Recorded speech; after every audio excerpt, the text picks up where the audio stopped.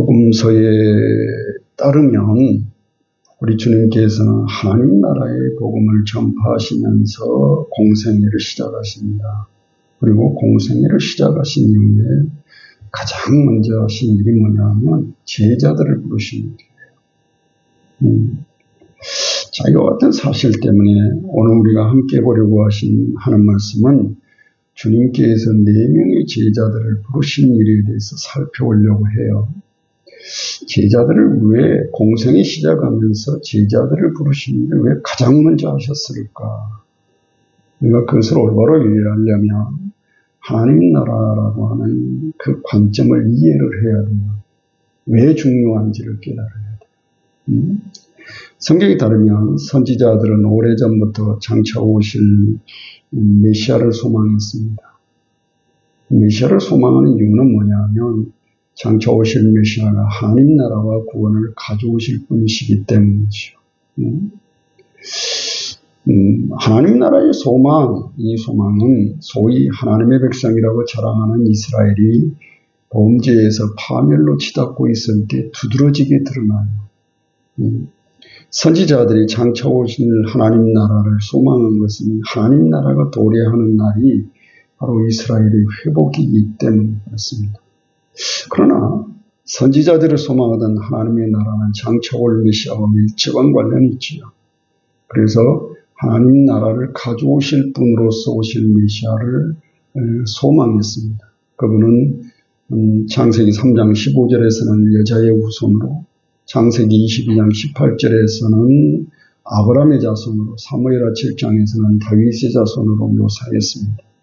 그런데 때가 차면 하나님께서 약속하신 메시아 하나님의 아들이신 예수 그리스도를 보내시고 그리스도의 오심과 함께 약속하신 하나님 나라가 옵니다. 그러면 예수 그리스도의 오심으로 도래한 하나님의 나라는 어떤 성격의 나라냐? 복음서에 이렇게 전해요. 첫째로 죄사함으로 왔어요. 그래서 마태복음 1장 21절에 보면 그리스도의 오신 목적에 대해서 자기 백성들을 저희 죄에서 구원하시기 위해서 오신 구세주 이렇게 증거를 합니다. 두 번째로는 그리스도의 오심으로 도래한 하나님의 나라는 복음 전파의 방식으로 왔어요. 그래서 복음서가 일관되게 증거하는 것이 뭐냐면 예수 그리스도께서 복음을 전파하심으로 공생애를 시작하셨다고 증거해요. 마태복음 4장 17절과 마가복음 1장 15절에 보면 때가 찼고 하나님 나라가 가까이 왔으니 회개하고 복음을 믿으라 하셨다고 증거하고요. 우리가 보면 그래요. 마태복음 4장 23절 25절에 보면 주님의 공생의 사역의 메시지의 핵심이 뭐냐면 하나님 나라였어요. 다른 말로 하면 예수 그리스도께서는 하나님 나라가 아닌 다른 것을 전파하지 않으셨습니다. 그것은 우리가 예수님의 비유를 살펴보면 잘 알 수 있는데 주님의 메시지의 핵심은 하나님의 나라였어요. 그런데 본문에 따르면 주님께서 때가 찼고 하나님 나라가 가까웠으니 회개하고 복음을 믿으라 하시고 공생애를 시작하신 이후에 가장 먼저 하신 일이 제자들을 부르셔요. 그래서 본문에 따르면 공간복음서가 공통적으로 증거한 겁니다. 시몬 베드로와 그의 형제 안드레, 그리고 세베대의 아들 야고보와 그의 형제 요한을 부르셨음을 증거해요. 요한복음은 살짝 다르게 증거합니다. 요한복음은 안드레를 먼저 부르시고요. 그 다음에 그의 형제 시몬 베드로 그리고 빌립과 나다나엘을 부르셨다고 증거를 합니다. 이 같은 사실에서 우리는 주님께서 내 제자들을 부르시는 그 과정을 복음서를 조금 비교해 가면서 살펴볼 필요가 있어요. 약간씩 다르거든요. 먼저 마태복음은 주님께서 제자들을 부르신 일을 이렇게 증거합니다. 성경에 따르면 사도 베드로와 그의 형제 안드레, 그리고 세베대의 아들 야고보와 그의 형제 요한은 모두 그 어부였습니다. 성경에 따르면 베드로의 본명은 시몬이고요. 이와 같이 본문 18절 19절에 따르면 주님께서 갈릴리 해변을 다니시다가 베드로라 하는 시몬과 그의 형제 안드레가 바다에 그물 던지는 것을 보시고 그들에게 말씀하시되 나를 따라오너라 내가 너희로 사람을 낚는 어부가 되게 하리라 하시니 그물을 버려두고 예수님을 쫓았다라고 증거하고요. 거기서 그런 후에 좀 더 가시다가 다른 형제 세베대 아들 야고보와 그의 형제 요한이 그의 부친 세베대의 배에서 그물을 깁는 것을 보시고 저희도 부르시자 야고보와 요한도 주님을 따랐다라고 증거를 해요. 그래 누가복음에는요. 주님께서 네 제자들을 부르시는 장면이 누가복음 5장에 나타나 있습니다. 누가복음 5장에 따르면 예수께서 게네사렛 호숫가에 서서 어부들이 배에서 나와서 그물을 씻고 있는 것을 보셨다. 약간 좀 다르죠, 마태복음과. 그리고 시몬의 배에 오르셔서 육지에서 조금 뛰기를 청하시고 앉으사 배에서 무리를 가르치시더니 말씀을 마치시고 시몬에게 이르시되 깊은 데로 가서 그물을 내려 고기를 잡으라 하셨다고 증거해요. 그러자 시몬이 대답하기를 선생이여 우리들이 밤이 맞도록 수고하였으되 얻을 것이 없지만은 말씀에 의지하여 내가 그물을 내리리이다 하고 내린 그리한즉 고기를 에운 것이 심히 많아 그물이 찢어질 정도였다. 그러자 시몬이 다른 배에 있는 동무 세베대의 아들 야고보와 요한을 손짓해서 와서 도와달라고 하니 저희가 와서 두 배의 채움에 배에 잠기게 되었다라고 증거를 해요. 이게 성경에 따르면 이 사건이 있은 이후에 시몬 베드로가 뭐라고 이야기하냐면 이를 보고 예수의 무릎 아래 엎드려 가로되 주여 나를 떠나소서 나는 죄인이로소이다 라고 고백했다고 증거합니다. 주님께서 그러자 시몬에게 무서워 말라 이제 후로는 내가 사람을 취하리라 하시니 저희가 배들을 육지에 대고 모든 걸 버려두고 예수를 쫓았다라고 증거해요. 그래서 마태복음과 누가복음이 살짝 다르게 증거합니다. 그러면 요한복음은 어떻게 되는 걸까요? 요한복음은 사도 베드로와 그의 형제 안드레를 부르신 일을 약간 다르게 증거하는데요. 요한복음 1장에 따르면 사도 안드레는 본래 세례 요한의 제자였습니다. 그런데 요한복음 1장 35절 36절에서 세례 요한이 자기 제자 중에 두 사람과 함께 섰다가 예수님의 다니심을 보고 뭐라고 말하냐 보라 하나님의 어린 양이로다 라고 증거를 합니다. 그러자 세례 요한의 두 제자가 세례 요한의 말을 듣고 예수님을 쫓았습니다. 요한복음 1장 40절에 따르면 세례 요한의 말을 듣고 주님을 쫓는 두 사람 중에 한 사람이 누구냐 하면 시몬 베드로의 형제인 사도 안드레였습니다. 한 사람의 이름은 밝혀지지 않고요. 한 사람은 분명히 증거하죠. 사도 안드레였다고요. 그리고 주님의 제자가 된 사도 안드레가 그의 형제 시몬을 주님께 소개했다라고 증거해요.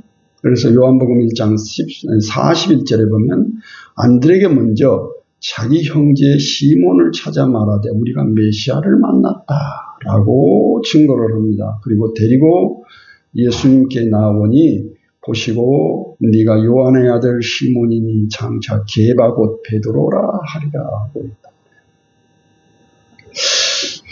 자, 그러면 주님께서 제자들을 부르시는 과정이 공간복음서와 함께 마태복음, 누가복음, 그리고 요한복음에서 차이가 나는 이유가 뭘까요? 왜 이런 차이가 날까요? 무엇을 증거하려고? 그것은 우리가 이 성경을 자세히 조금 읽어볼 필요가 있는 것이 마태의 관점과 누가의 관점과 요한복음의 사도 요한의 관점을 따로따로 성경을 읽으면서 이해를 할 필요가 있어요. 그러면 이 차이를 통해서 뭘 가르치려고 하는지를 증거하는데 주님께서 제자들을 부르시는 과정을 이 세 복음서가 자세히 증거를 합니다. 자, 그 내용을 살펴보면 그래요.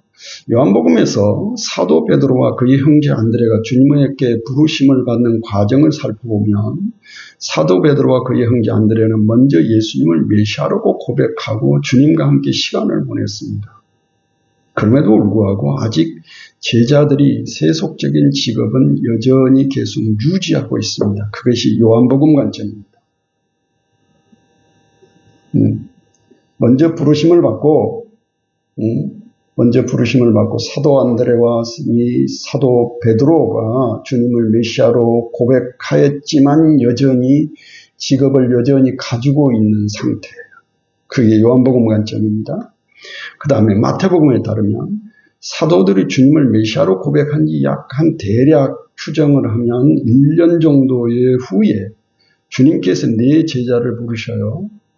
그런데 이 과정에서 제자들은 자신들이 사도 곧 사람을 낚는 어부가 되게 하는 훈련을 받고 있다는 사실을 요한복음에서보다 더욱더 확고하게 의식하기 시작합니다. 그래서 요한복음이 먼저고요. 그 다음에 마태복음이에요. 그런 후에 누가복음에 따르면 제자들이 직업을 완전히 세속적인 직업, 어부를 완전히 포기하고 예수님을 지속적으로 따르게 돼요. 그것이 누가복음이에요. 그래서 마태, 누가, 요한복음을 자세히 살펴보면 시기가 나와 있어요. 가장 먼저는 요한복음이고요. 그 다음에는 마태복음이고요. 마지막에 누가복음에는 완전히 세속적인 직업을 버리고 본격적으로 주님을 쫓기 시작합니다. 그게 주님을 처음 만나고 고백하고 약 1년 후부터 본격적으로 모든 직업을 버리고 쫓아가는 과정을 마태, 누가, 요한복음이 그렇게 약간씩 차이가 나게 증거한 겁니다.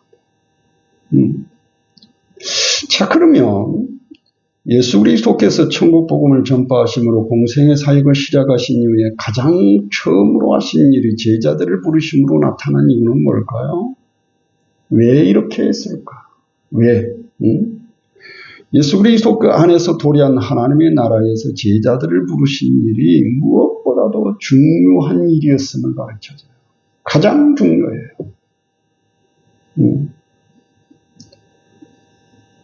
성경에 따르면 하나님의 나라는 4가지 요소가 포함됩니다. 첫째, 왕이 있어야 되고요. 그 다음에 백성이 있어야 돼요. 그 다음에 다스림의 장소가 있어야 되고, 그 다음에 통치 수단이 있어야 돼요. 그런데 예수 그리스도의 오심으로 도래한 하나님의 나라, 그리스도의 오심으로 하나님의 나라가 왔다는 것은 동시에 오시리라고 증거했던 왕이 오셨음을 의미해요. 그러면 가장 필요한 건 뭐예요? 백성이 필요하죠. 그들이 바로 제자예요. 이것은 하나님의 나라에서 제자들이 차지한 위치와 관련이 있는데 성경에 따르면 하나님 나라는 하나님의 통치 아래 사는 백성들을 필요로 합니다. 이런 사실은 첫 창조 당시부터 잘 나타나요. 성경에 따르면 우리 하나님께서는 천지의 창조주이십니다. 하나님의 창조의 목적은 하나님의 나라였지요. 성경에 따르면 하나님의 나라는 4가지 요소를 포함해요. 왕이 있어야 되고 다스림을 받는 백성이 있어야 되고 장소가 있어야 되고 다스림의 수단이 있어야 돼요. 그런데 이 모든 것이 충족되어서 하나님 나라라고 부를 수 있는 곳이 최초로 드러난 것이 에덴이에요. 에덴에 나타난 하나님의 나라를 살펴보며 천지의 창조주이신 하나님께서 왕이 되시고 최초의 사람 아담과 하와는 최초의 하나님의 백성이 됩니다. 하나님의 통치의 장소는 에덴이며 하나님의 통치 수단은 하나님의 말씀이었습니다. 그러므로 에덴에 나타난 하나님의 나라에서 최초의 하나님의 백성은 누구였느냐? 첫사람 아담과 하와였습니다. 그런데 첫사람 아담과 하와가 하나님의 말씀에 불순종하고 범죄함으로 하나님의 백성됨을 잃어버려요. 그러나 하나님 나라를 건설하시려는 하나님의 목적은 중단하실 수 없었습니다. 성경에 따르면 하나님께서 아브라함과 이삭과 야곱과 맺은 언약을 기억하사 이스라엘 애굽 땅 종됐던 집에서 건지시고 그들을 신의 산으로 인도하셔서 언약을 맺으십니다. 성경에 따르면 언약이 목표로 하는 것은 하나님의 나라예요. 이로 모아서 출애굽한 이스라엘이 신의 산에서 언약을 통해서 하나님 나라로 창조되었음을 의미합니다. 우리는 그것을 신의 산 언약을 통해서 하나님 나라로 창조된 이스라엘에 대해서 가나안 땅에 나타난 하나님의 나라라고 부릅니다. 가나안 땅에 나타난 하나님의 나라를 천히 살펴보면 천지의 창조주이시고 이스라엘의 구속주가 되신 여호와 하나님께서 이스라엘의 왕이 되시고요. 출애굽에서 신의 산에서 언약을 맺은 이스라엘 백성들이 하나님의 백성이 됩니다. 하나님의 통치의 장소는 가나안 땅이며 하나님의 통치의 수단은 율법이에요. 따라서 첫 창조 당시 에덴에 나타난 하나님의 나라에서 하나님의 백성이 필요했듯이 가나안 땅에 나타난 하나님의 나라에서도 하나님의 백성이 필요한 거지요. 그들이 누구냐면 신의 산에서 언약을 맺은 이스라엘이에요. 그런데 소위 하나님의 백성이라고 자랑하는 이스라엘이 범죄에서 스스로 하나님의 백성됨을 포기해요. 그런데 소위 하나님의 백성이라고 자랑하는 이스라엘이 범죄에서 파멸로 치닫고 있을 때 하나님께서 선지자들을 통해서 장차 나타날 하나님의 나라를 증거합니다. 그럼에도 불구하고 하나님께서 선지자들을 통해서 말씀하신 하나님의 나라는 장차 오실 메시아와 밀접한 연관이 있어요. 왜냐? 그 메시아가 바로 선지자들이 소망했던 하나님 나라를 가져오실 분이시기 때문이지요. 그것은 장차 오실 메시아가 언약을 새롭게 하고 그 언약을 새롭게 한 언약과 함께 하나님의 나라를 이 땅에 가져오셔서 이 땅에 세우실 그런 분이시기 때문이에요. 자, 이와 같이 성경은 선지자들이 장차 메시아의 모심으로 도래할 하나님의 나라에 대해서 증거합니다. 첫째, 선지자들은 다윗의 자손을 하나님 나라의 왕이라고 증거해요. 장차 오실 메시아 다윗의 자손은 오시리라고 증거했던 왕이에요. 그러면 왕이 있으면 누가 있어야 돼요? 백성이 있어야 되죠. 그래서 선지자들은 장차 메시아의 오심으로 도래할 하나님의 나라에서 하나님의 백성으로 창조될 새 백성들이 누구냐를 이야기하는데 이사야 63장, 64장에 보면 이사야 선지자는 새 이스라엘에 대해서 이렇게 이야기합니다. 혈통적 이스라엘이라고 해서 아브라함의 자손이 모두 다 하나님의 백성이 되는 건 아니고요. 하나님의 구원은 남은 자들에게 이루어져요. 그래서 이스라엘의 남은 자들과 또한 하나님께서 열방에서 뽑아내신 사람들로 하나님의 백성들이 새 이스라엘이 될 것이라고 증거를 합니다. 그런 의미에 세 번째로 선지자들은 메시아의 오심으로 도래할 하나님 나라의 통치 영역을 시온이라고 표현하고요. 넷째로 하나님의 통치의 수단을 하나님의 말씀이라고 증거를 합니다. 그러므로 이사야 선지자에 따르면 장차 메시아의 오심으로 도래할 하나님의 나라에서도 하나님의 백성이 필요했던 거예요. 그리고 그 하나님의 백성들을 누구라고 이야기하냐면 새 이스라엘이에요. 그리고 새 이스라엘이 누구냐라고 말했더니 이스라엘의 남은 자들과 하나님께서 열방에서 뽑아내신 사람들이 될 것이다 라고 증거를 했습니다. 그런데 때같이 하면 하나님께서 약속하신 메시아 예수 그리스도를 보내시고 그리스도 안에서 선지자들로 약속하신 하나님의 나라를 나타내셨지요. 신약성경은 그리스도 안에서 도래한 하나님의 나라를 이렇게 증거합니다. 첫째로 하나님의 나라의 왕은 선지자들이 오시리라고 증거했던 메시아 하나님의 아들이신 예수 그리스도이십니다. 예수 그리스도는 오시리라고 증거했던 왕이지요. 둘째로 그리스도 안에서 도래한 하나님의 나라의 백성은 예수 그리스도와 그의 십자가의 복음을 믿는 성도들이에요. 자, 이와 같이 예수 그리스도께서 천국 복음을 전파하심으로 공생의 사역을 시작하신 이후에 가장 처음으로 하신 일이 제자들을 부르심으로 나타난 것은 주님께 부르심을 받은 제자들이 그리스도 안에서 도래한 하나님 나라의 백성이기 때문입니다. 그래서 주님의 부르심은 엄밀한 의미에서 이스라엘의 남은 자들을 먼저 부르셨어요. 사도들이 왜 남은 자들이냐 이런 사실은 사도 베드로가 증거를 합니다. 이게 사도 바울이 증거예요. 사도 바울은 자신이 이스라엘의 남은 자라고 증거를 해요. 그래서 주님께서 부르셨죠. 먼저 이스라엘의 남은 자들을 먼저 부르셨습니다. 그들이 사도입니다. 그런 후에 사도들을 통해서 하나님께서 열방에 뽑아내신 사람들을 부르시는 거죠. 그래서 새 이스라엘을 구성해요. 자, 이와 같은 사실에서 주님께서 공생의 사역을 시작하시면서 가장 먼저 제자들을 부르시는 이유 중에 하나는 그 제자가 바로 그리스도 안에서 도래한 하나님의 나라에서 하나님의 백성이 될 것이기 때문에, 하나님의 백성이기 때문에, 제자는 곧 하나님의 백성이라는 관계가 성립되기 때문에. 그래서 굉장히 중요했죠. 왜? 나라를 구성하려면 왕이 오셨으면 백성을 부르셔야만 했기 때문이죠. 두 번째 목적은 주님께서 천국 복음을 전파하심으로 공생의 사역을 시작하신 이후에 가장 먼저 제자들을 부르심으로 나타난 것은 제자들의 사명과 관련이 있어요. 이에 대해서 본문은 사도로 부르심을 받은 제자의 사명을 사람을 낚는 어부라고 부르시는 증거를 합니다. 이는 주님께서 사도 베드로와 그의 형제 안드레를 부르시는 과정에서 잘 나타나요.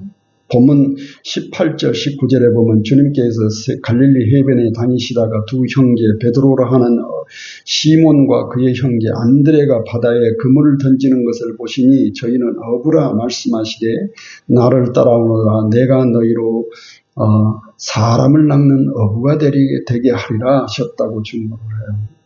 그럼에도 불구하고 본문에서 우리가 유심히 눈여겨봐야 할 것은 뭐냐 하면 주님께서 사람을 낚는 어부가 되게 하리라고 말씀하셨을 뿐이고 정작 사람을 낚는 어부가 무엇이었는지, 무엇을 의미하는지, 어떤 것이 사람을 낚는 어부인지 말씀하지 않으셨습니다.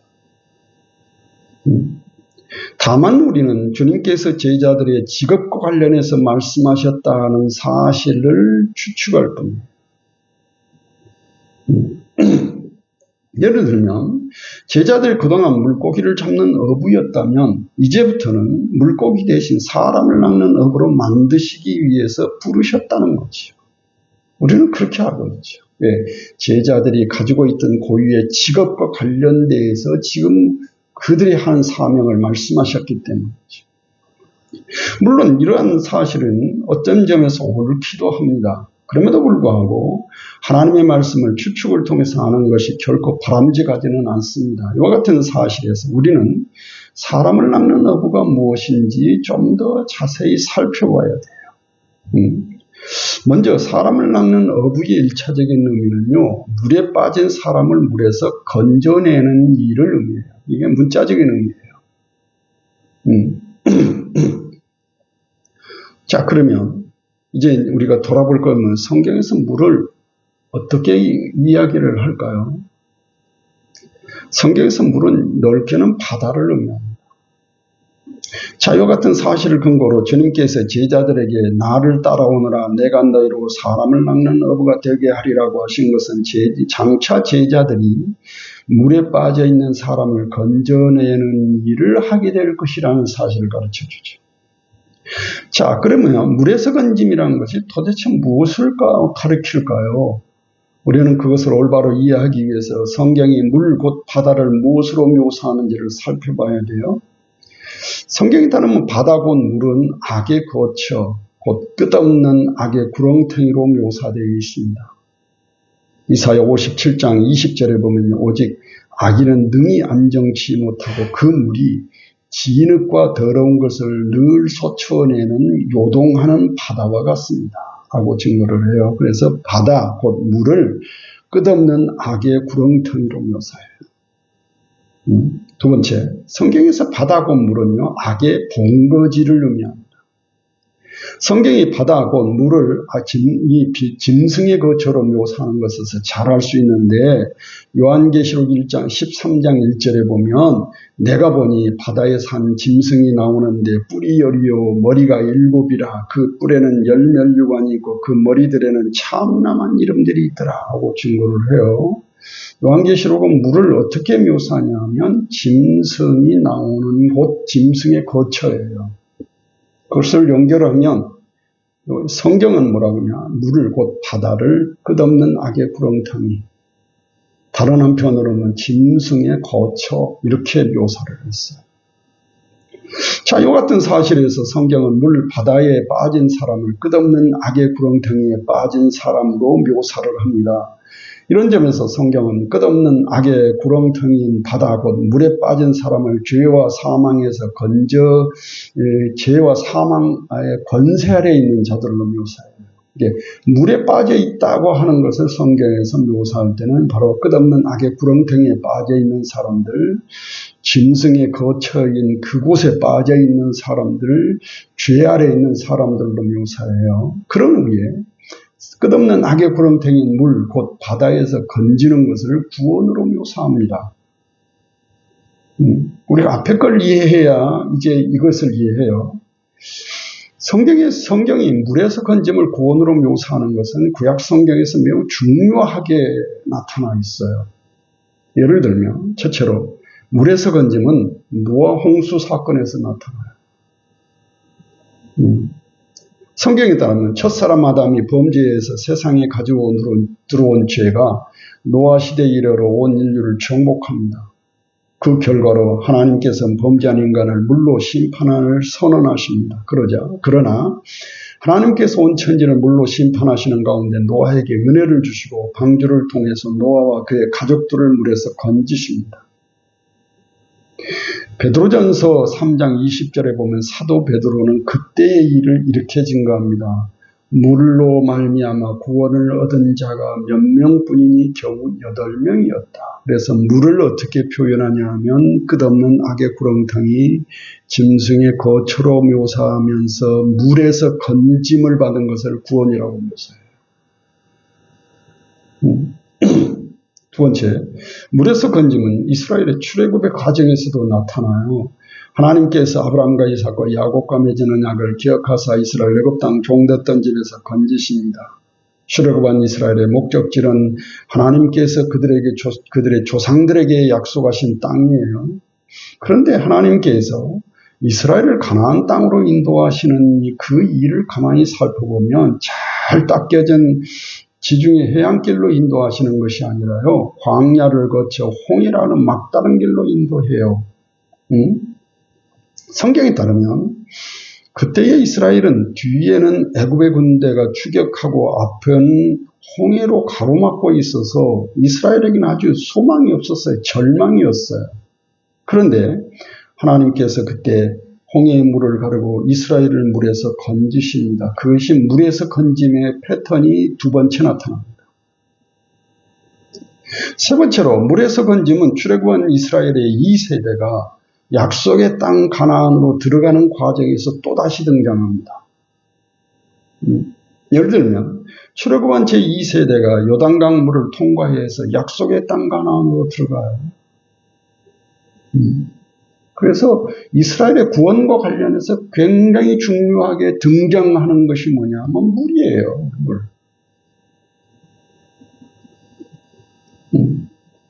이와 같은 사실 때문에 구약 성경은 하나님께서 자기 백성들을 구원하심을 종종 물에서 건지신 것으로 묘사를 합니다. 시편 18편 16절에 보면 하나님의 구원에 대해서 저가 위에서 보내서 나를 취하시며 많은 물에서 나를 건져내셨도다 라고 구원을 물에서 건짐으로 표현해요. 왜 이렇게 표현했을까? 구약 성경에는 물을 뭐라고 표현하냐면 끝없는 악의 구렁텅이, 짐승의 거처 이렇게 표현했어요. 그러니까 물에서 건짐을 구원으로 묘사한 겁니다. 끝없는 악의 구렁텅이, 짐승의 거처인 그곳에서 죄 아래 있는 자들, 죄와 사망에 있는 자들을 구원하신 것을 물에서 건짐 구원으로 표현한 겁니다. 그래서 구약 성경에서 물에서 건짐이 반복적으로 패턴을 통해서 드러나요. 신약 성경은 그것을 세례로 묘사합니다. 여러분들이 교회 나와서 예수 그리스도를 믿는다고 고백하고 세례를 받았을 때 여러분들은 이미 구약 성경에서 예고했던 그 물에서 건짐의 패턴을 통과한 사람들이죠.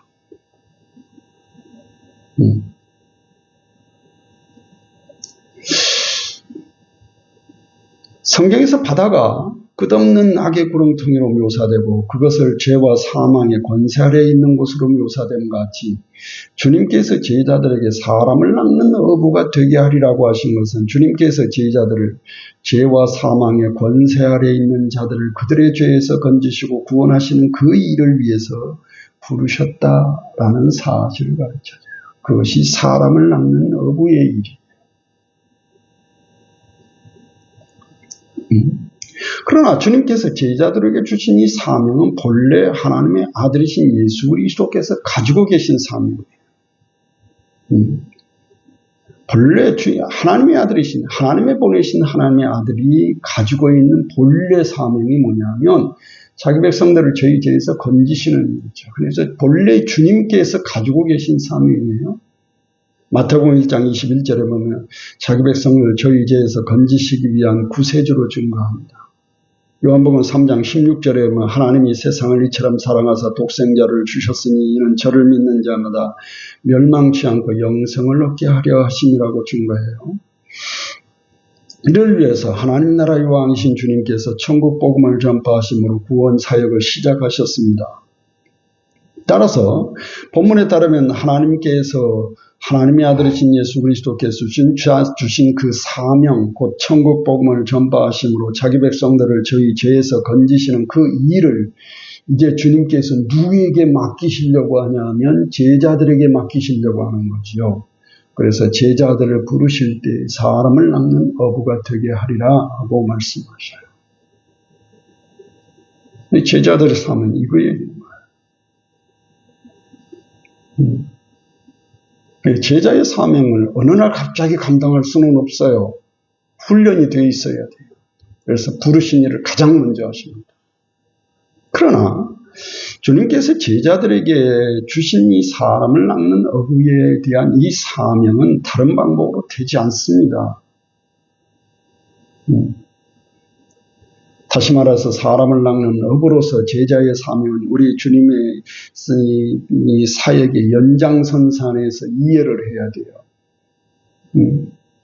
주님께서 갈릴리에서 천국 복음을 전파하시고 가르치시며 연약한 자들을 고치셨던 것처럼 제자들도 예수 그리스도의 십자가의 복음을 전파하고 가르침으로써 사람을 낚는 어부가 될 수 있는 겁니다. 사람을 낚는 어부의 역할로서의 사명은 예수 그리스도의 십자가의 복음 안에서만 가능합니다. 물론 우리는 가끔 들을 수 있지요. 텔레비로 아니면 유튜브로 여러 가지 방법을 통해서 많은 설교자들이 하나님을 언급한다는 걸 잘 알고 있습니다. 그러나 오늘날 시대에서 저 사람이 하나님을 언급했다고 해서 저가 믿는 하나님이 내가 믿는 하나님과 같을 것이라고 생각해서는 안 돼요. 하도 많은 이단들이 있어서 겉으로만 하나님 예수 그리스도를 들먹인다고 해서 그 하나님 예수 그리스도가 우리가 믿는 주님이라고 생각해서는 안 돼요. 그가 전하는 하나님과 그가 전하는 예수 그리스도가 우리가 믿고 있는 예수 그리스도의 십자가의 복음에 근거해서 서 있는 상태에서 전하느냐가 굉장히 중요합니다. 그런 점에서 사람을 낚는 어부라고 하는 그 일은 다른 방법으로 될 수 없어요. 오직 예수 그리스도의 십자가의 복음만으로만 가능합니다. 다른 방법으로 있을 수 없습니다. 어떤 학자들은 이렇게 말하는 사람도 있어요.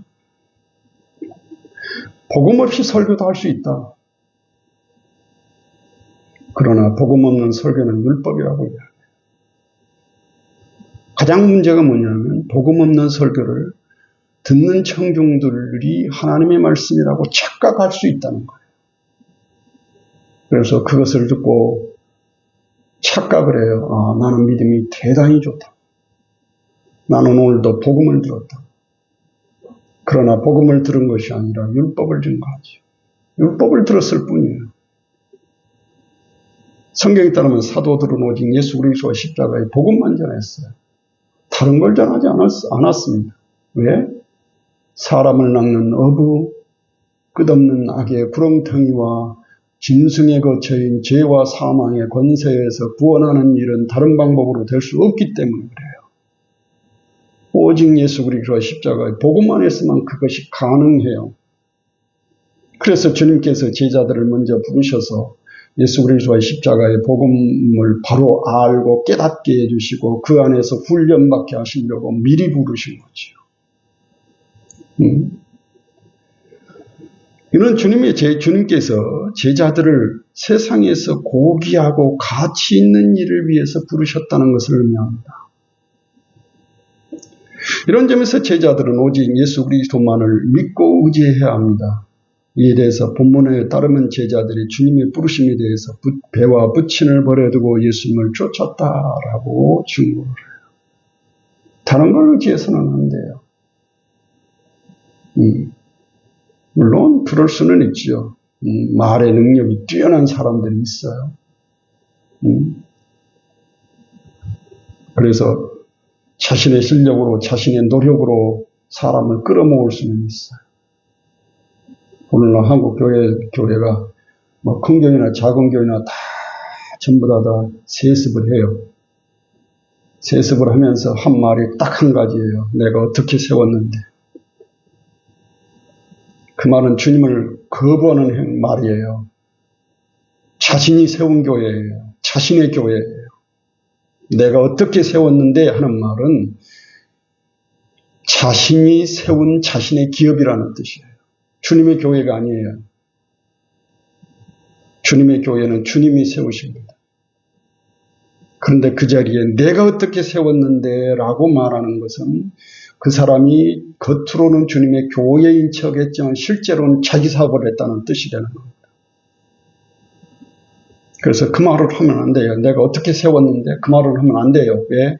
지금까지 모든 자신의 사역이 주님을 위한 것이 아니라 나를 위해서, 내 자손을 위해서 했다는 사실이 되기 때문에 심지어 자신이 주님의 교회라고 말했던 그 교회조차도 내 교회예요. 그런데 한국 교회는 버젓이 이야기를 해요. 그래서 복음을 가려들을 줄 아셔야 돼요. 복음을 들을 줄 아는 귀가 필요해요. 사랑하는 성도 여러분, 예수 그리스도께서는 하나님의 보내신 하나님의 아들 그리스도이십니다. 그리스도에 오신 목적은 자기 백성들을 저희 죄에서 건지시기 위함이죠. 이를 위해서 죄 없으신 주님께서 우리를 위해서 십자가를 지시고 죽고 부활하심으로 모든 믿는 자들을 죄에서 구속하셨습니다. 부르심을 받은 모든 성도들은 제자이면서 동시에 뭐냐면 그리스도의 오심으로 도래한 하나님의 나라에서 하나님의 백성입니다. 그런 후에 부활하신 주님께서 하늘로 올라가셔서 하나님 우편에 계심으로 우리가 주님을 우리의 육신의 눈으로서 주님의 얼굴을 볼 수는 없습니다. 그러나 자기 백성들을 저희 죄에서 건지시려는 주님의 사역은 지금도 중단되지 않고 복음과 성령으로 계속 진행 중에 있어요. 예를 들면 주님께서 천국 복음을 전파하심으로 자기 백성들을 저희 죄에서 건지셨던 것처럼 주님께서는 제자들을 부르시고 제자들에게 구원의 복음을 맡기셔서 전파하게 하심으로 그래서 누구든지 사도들이 전파한 예수 그리스도의 십자가의 복음을 듣고 믿는 자들을 저희 죄에서 건지시고 구원하십니다. 그래서 주님의 사역이 사도들을 통해서 이어져 나가게 하셨고 그 사도들의 제자를 통해서 또 이어지게 만들으셨어요.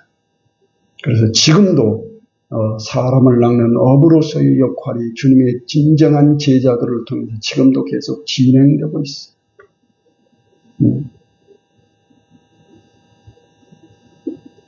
그러므로 우리 모든 성도들은 성경이 가르쳐준 바대로 예수 그리스도와 십자가의 복음을 바로 알고 믿는 일에 힘써야 합니다. 왜? 복음이 아니면 주님 앞에 바로 설 수 없어요. 내가 어떻게 세웠는데 라고 말하는 그 교회는 주님의 교회가 아니에요. 그 사람의 교회예요.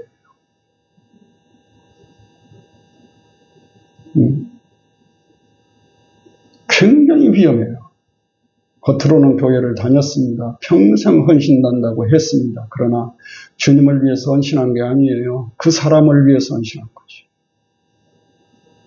적당히 자신의 이익을 위해서 주님을 팔아먹는 것이죠. 생각을 하셔야 돼요. 복음을 들을 줄 아셔야 돼요. 듣는 길을 발달해야 하셔야 돼요. 왜? 그래야 내가 예수 그리스도의 십자가의 복음을 가려듣고 분별해서 예수 그리스도의 십자가의 복음 안에서 하나님의 거룩한 백성으로서 주님의 제자로서 아름답게 서 있을 수 있기 때문입니다. 기도하겠습니다.